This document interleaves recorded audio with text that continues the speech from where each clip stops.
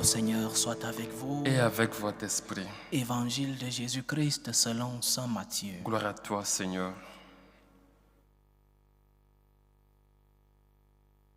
En ce temps-là, Jésus appela ses 12 disciples et leur donna le pouvoir d'expulser les esprits impurs et de guérir toute maladie et toute infirmité.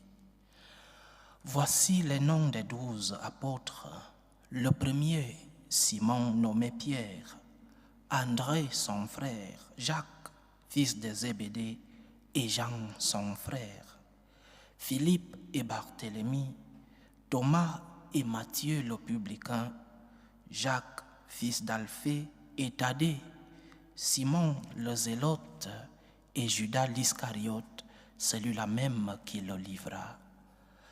Ces 12, Jésus les envoya en mission avec les instructions suivantes.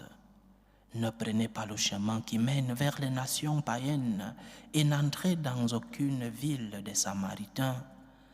Allez plutôt vers les brebis perdues de la maison d'Israël. Sur votre route, proclamez que le royaume des cieux est tout proche. Acclamons la parole de Dieu. Louange à toi, Seigneur Jésus.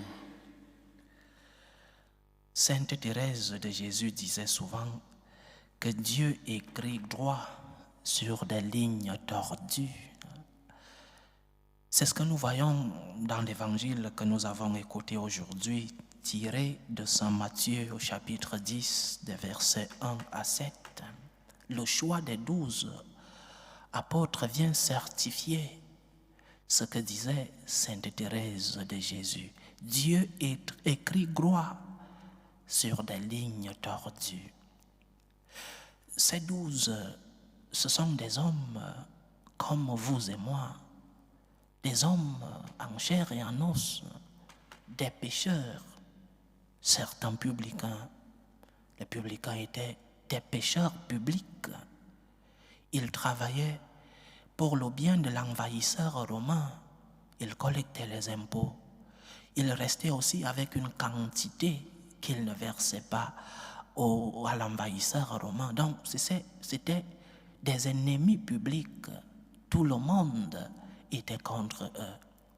Les zélotes, cette secte religieuse et sociale qui combattait et même à sang, qui tuait des Romains. Dieu écrit droit sur des lignes tordues. En ces hommes pécheurs, Jésus va écrire la merveilleuse histoire de l'Église.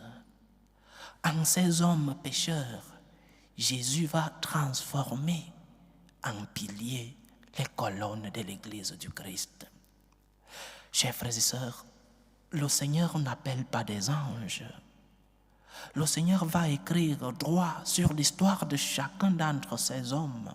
Et à travers cet enseignement du Seigneur, il va nous montrer qu'il peut et qu'il veut changer notre histoire. Le Seigneur peut changer ton histoire et il veut la changer. Le Seigneur, comme je disais hier, veut transformer ton cœur de pierre en cœur de chair. Le Seigneur peut transformer ton histoire. Dieu peut changer ton histoire et il veut le faire. Dieu veut changer ton histoire. Dieu veut te transformer. Que tes péchés ne te fassent pas croire que le Seigneur va t'abandonner. Saint Paul disait que là où a abondé le péché, a surabondé la grâce. Que tes péchés ne te font pas croire que le Seigneur va t'abandonner.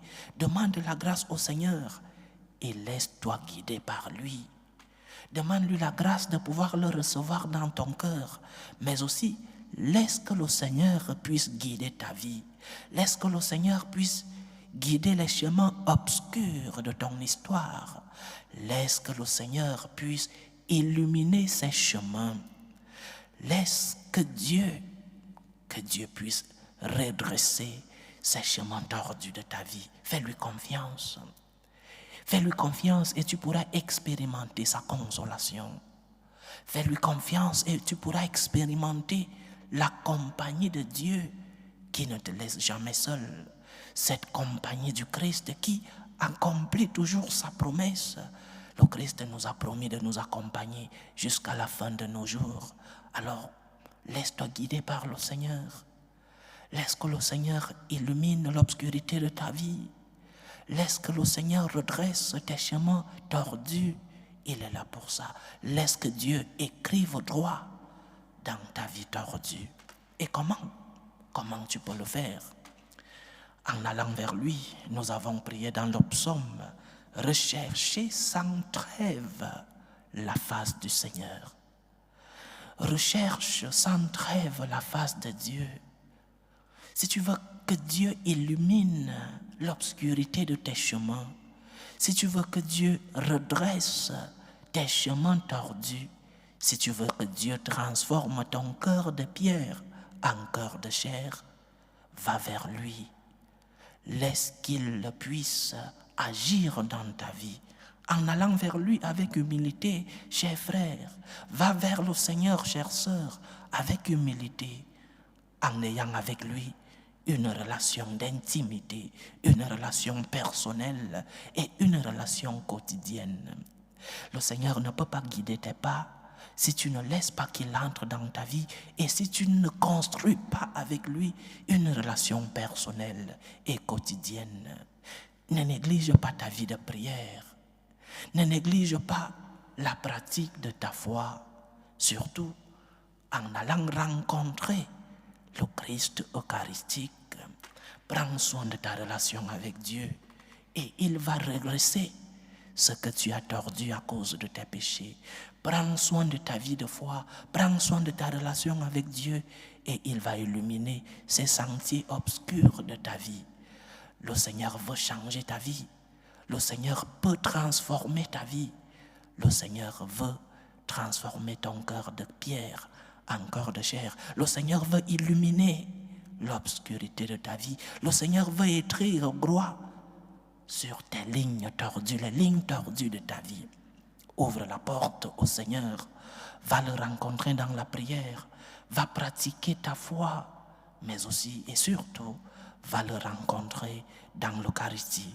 Retournons vers Dieu, comme nous avons dit dans le psaume. Recherchons sans trêve la face de Dieu. Retournons vers Dieu et demandons-lui d'écrire une merveilleuse histoire sur la ligne tordue de notre vie.